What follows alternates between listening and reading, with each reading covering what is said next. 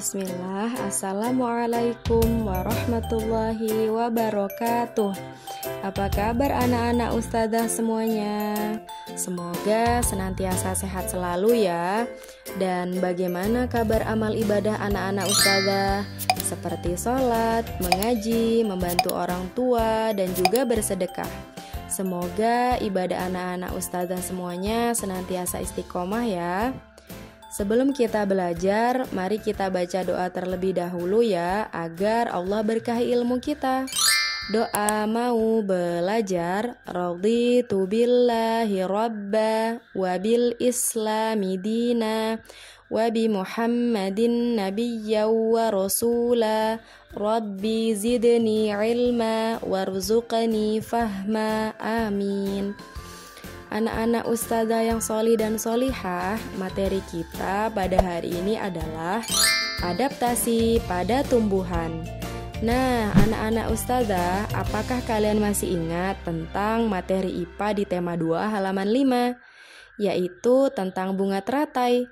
Coba perhatikan, teratai merupakan tumbuhan yang hidup di air atau sering juga disebut dengan hidrofit. Kemudian memiliki akar di dasar air. Nah, akar tersebut itu menancap kuat di dasar air. Fungsinya adalah untuk menjaga keseimbangan tubuhnya.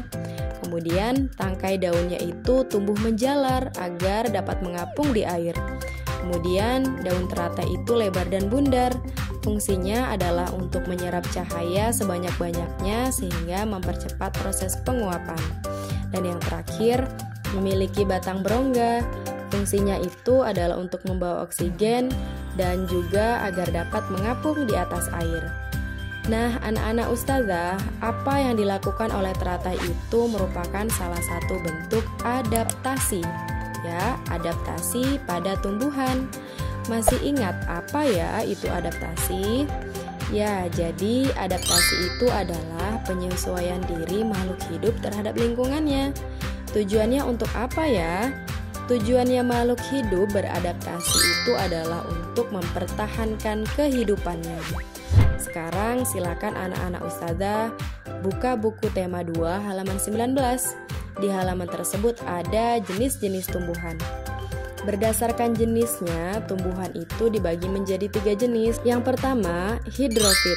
Hidrofit itu adalah tumbuhan yang beradaptasi di lingkungan perairan. Jadi tumbuhan ini biasa hidup di atas air. Sering kan melihat tumbuhan yang biasa hidup di atas permukaan air? Ya, kemudian ciri-cirinya adalah yang pertama, akarnya kecil dan ringan. Fungsinya itu untuk mempermudah menyerap oksigen, juga menopang tumbuhan tersebut. Yang kedua, memiliki rongga udara pada batang atau tangkai daun. Fungsinya adalah untuk mengapung di atas permukaan air. Dan yang ketiga, daunnya itu flat atau rata. Fungsinya untuk mempermudah proses penguapan. Nah, kira-kira contoh tumbuhan yang hidup di atas permukaan air itu apa ya? Banyak sekali contohnya. Contohnya misalnya teratai, kangkung air, kiambang, juga eceng gondok. Kemudian yang kedua, higrofit. Higrofit itu adalah tumbuhan yang beradaptasi di lingkungan lembab. Ya, jadi tumbuhan ini biasa hidup di tempat yang lembab ya, Nak. Ciri-cirinya adalah yang pertama, tubuhnya itu terdiri dari akar, batang, dan daun. Yang kedua, batangnya itu tidak tampak karena berada di dalam tanah. Dan yang ketiga, daunnya itu menggulung atau melingkar. Kira-kira contoh tumbuhan yang hidup di tempat lembab apa ya?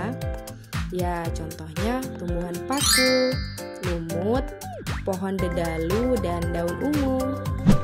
Dan yang terakhir, xerofit. Xerofit itu adalah tumbuhan yang beradaptasi di lingkungan kering. Ya, jadi tumbuhan ini biasa hidup di daerah kering ya. Contohnya seperti padang pasir dan dengan kondisi cuaca yang panas. Ciri-cirinya itu adalah yang pertama, daunnya itu tebal dan berduri.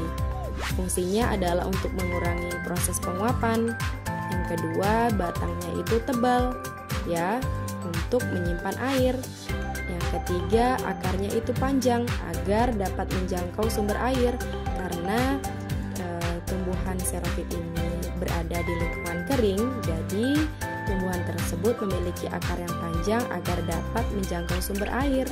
Dan yang keempat, permukaan tubuhnya dilapisi oleh kutikula atau lilin. Gunanya adalah untuk memperkecil proses penguapan. Kira-kira tumbuhan yang hidup di lingkungan kering apa ya? Ya, contohnya pohon kaktus, kurma, sansevieria atau lidah mertua, dan aloe vera atau lidah buaya. Sekarang, Ustazah ingin memberikan contoh latihan, yaitu cara tumbuhan menyesuaikan diri pada lingkungannya dan cara tumbuhan melindungi dirinya. Perhatikan contoh latihan di bawah ini ya. Nah, di antara sekian banyak contoh tumbuhan yang Ustazah sebutkan tadi, kira-kira apa ya yang akan kita isi di kotak sebelahnya ini? Nah, cara tumbuhan menyesuaikan diri, Ustazah ingin mengambil satu contoh kaktus ya. Tadi kaktus adalah tumbuhan yang dengan jenis xerophyte ya. Kira-kira bagaimana kaktus menyesuaikan diri dengan lingkungannya agar ia dapat bertahan hidup?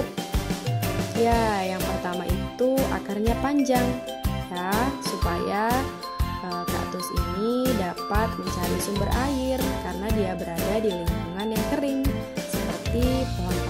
seperti padang pasir misalnya.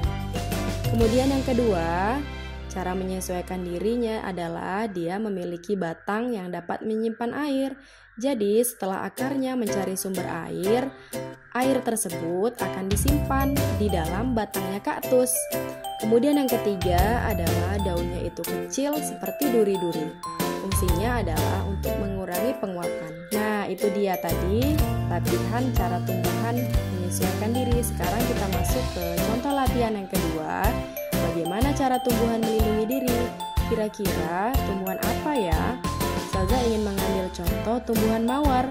Kira-kira bagaimana ya cara mawar melindungi dirinya dari serangan musuh? Ya, jadi mawar itu memiliki duri ya yang dapat melindungi dirinya dari pemangsa tumbuhan. Alhamdulillah, kita sudah selesai mempelajari tema 2, subtema 1 tentang adaptasi pada tumbuhan. Sekarang, tugas anak-anak Ustazah adalah menyimak dan menulis materi yang sudah Ustazah jelaskan tadi dan menulisnya di dalam buku tulis. Selamat mengerjakan.